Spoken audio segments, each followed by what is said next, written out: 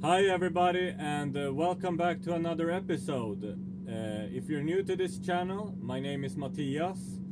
In this episode, I thought I could bring you on when I fuel biogas. So stay tuned. So the first thing we do is we open up this, I call it the little door, and then we remove this rubber, and then we go to the hose. So here you have start and stop. So on this hose you have on and off, and before you put it on you have to have it in the off mode, but we want it connected, so we put it on. Unfortunately you cannot see the code, and now I've paid and we have to select pump number 2. So we click, ta-da, and then we click start.